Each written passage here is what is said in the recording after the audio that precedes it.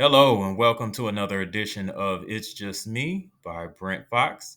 I will be doing a special 20 by 20 on the Emmanuel Navarrete Oscar Valdez fight taking place Saturday, which of course is August 12th. Um, this particular fight is exciting for me and many other hardcore boxing fans because, of course, we have closely watched the career paths of both fighters.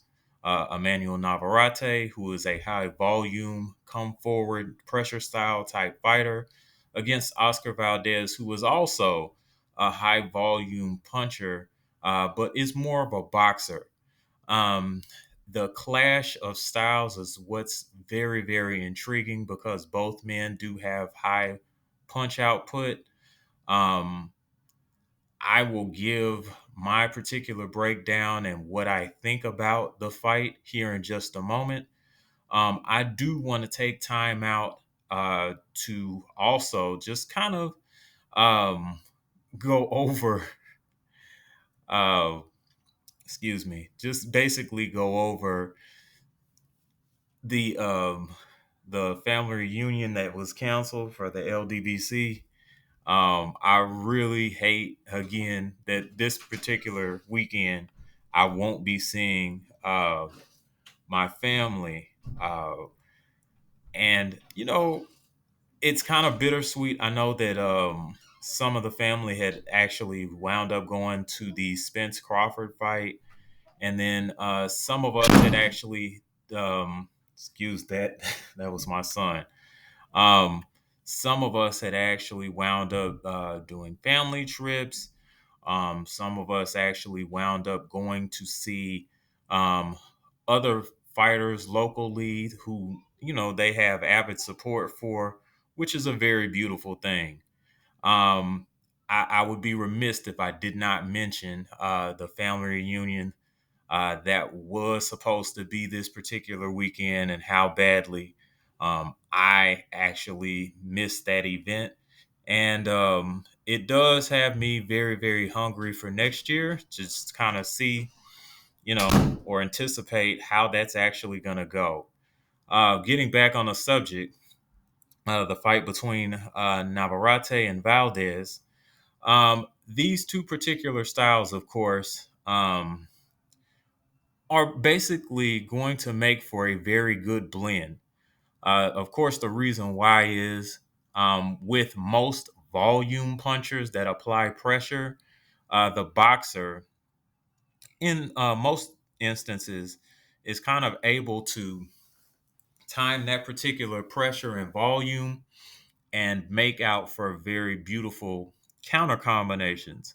But sometimes, in the meantime, while that's going on, that particular volume or pressure fighter either applies more pressure or they apply pressure differently when they adjust. An example of this would be someone that actually just basically comes forward and applies pressure, throws looping shots, and tries to swarm or overwhelm their opponent.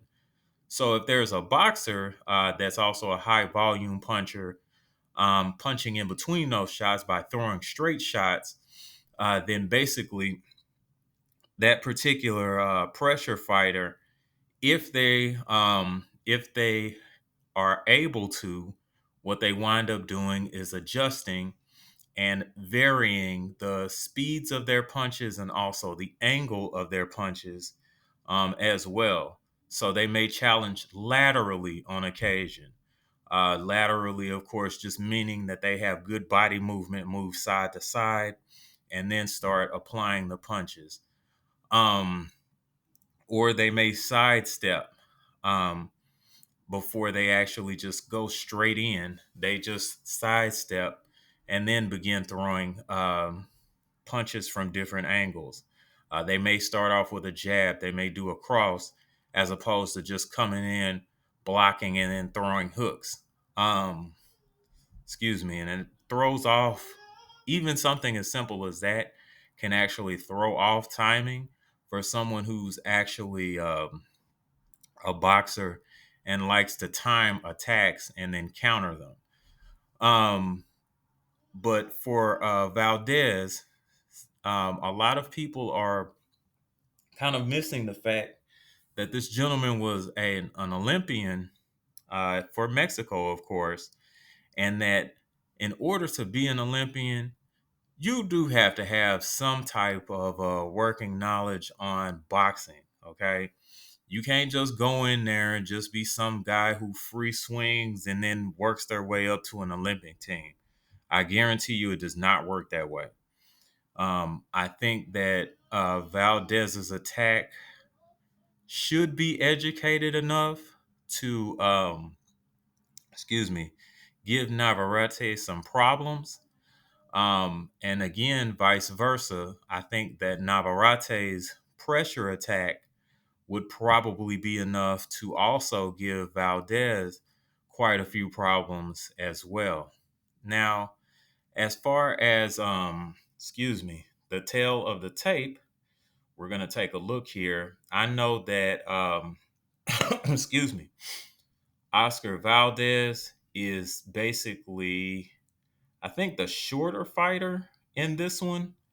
Um, I think Emmanuel Navarrete is probably closer to, I think he's 5'7" or 5'8".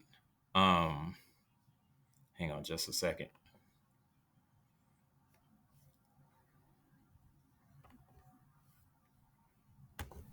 All right.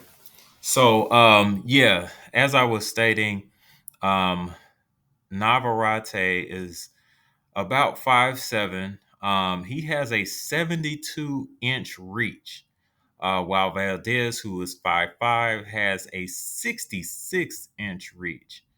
Now, of course, that's a difference of 6 inches, which is huge. Of course, in boxing, if you have that type of length over someone as far as reach advantage. Um, Now, I think unfortunately for Navarrete, since he throws like a high volume of shots, I do not think that he would be, his style, of course, would allow him to try to be patient enough to work behind a jab and then throw the volume combinations, which, he's capable of doing that, but not to an extent to where he has to be patient with a world class fighter like Oscar Valdez. On the other hand, with that particular type of reach advantage working against him and also height working against him, Valdez is going to have to use his boxing acumen to work his way inside, which he's done before, um, especially with Miguel Beltran. He was able to kind of work in, and then eventually spectacularly knock out Miguel Beltran as well. He's really going to have to earn it against a high volume puncher like Navarrete. Um, I think in this particular fight, there may not be a knockdown, but I do expect someone to actually get surprised or stunned by punches. I'm not sure particularly who it may be, but I'm thinking that someone is actually going to get rattled by a couple of shots.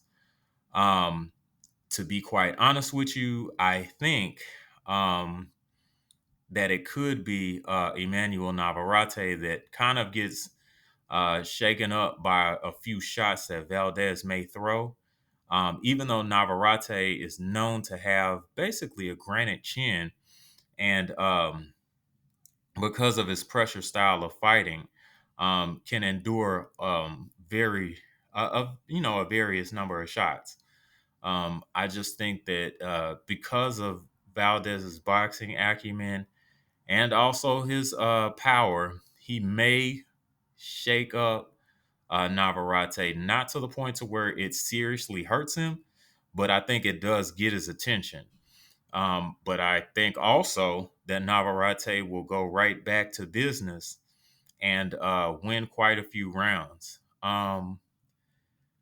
with that being said, I really do believe that Oscar Valdez may win this particular fight. It is in Arizona, which is, his adopted home state at this point.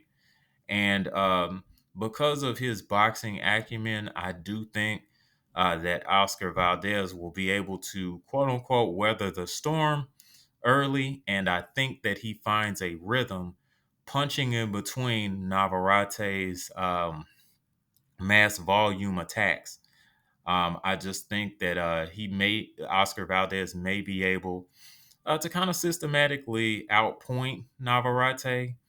I think that excuse me, as far as defense goes, Navarrete's is almost non-existent. I think that his defense is actually the overwhelming offense that he places upon people, and I think that that could be to his detriment if he fights a skilled volume puncher slash boxer like Oscar Valdez. Please just let me know what you all think as far as the fight results in the comments. I look forward to hearing from you. And that is basically it. Shouts out to the mighty LDBC. I love you, family. To my immediate family and friends as well. I love you guys. And thanks for listening to the show. Until next time, I'll see you.